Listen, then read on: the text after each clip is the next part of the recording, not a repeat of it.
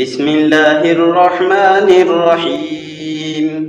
ولقد آتينا موسى الكتاب وقفينا من بعده بالرسل وآتينا عيسى ابن مريم البينات وأيدناه بروح القدس أفكلما جاءكم رسول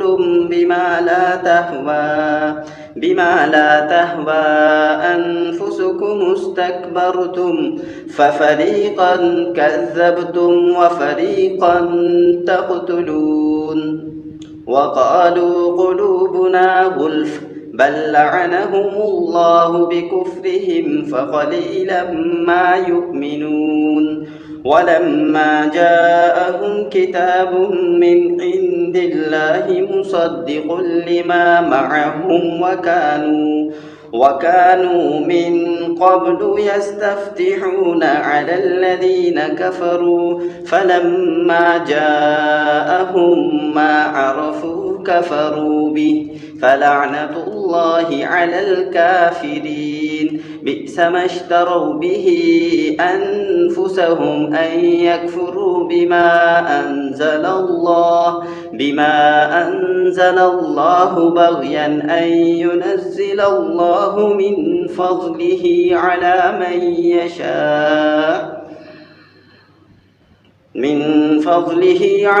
من يشاء من عباده فباءوا بغضب على غضب وللكافرين عذاب مهين وإذا قيل لهم آمنوا بما أنزل الله قالوا نؤمن بما أنزل علينا ويكفرون بما وراءه وهو الحق مصدقا لما معهم قل فلم تقتلون أنبياء الله من قبل إن كنتم مؤمنين ولقد جاءكم موسى بالبينات ثم اتخذتم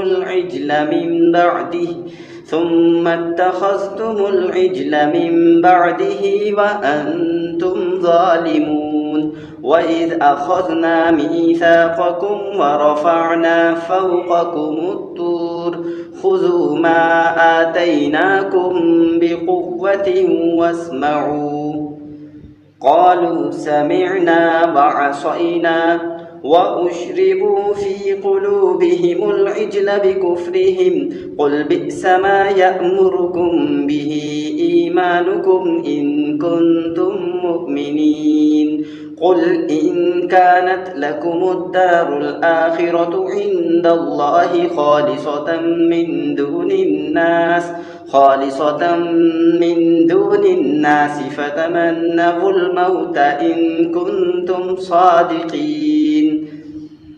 ولن يتمنوه أبدا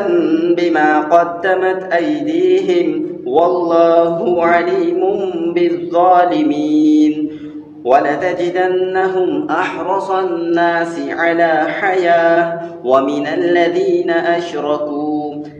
يود أحدهم لو يعمر 1000 سنة وما هو بمزحزحه من العذاب أن يعمر والله بصير بما يعملون.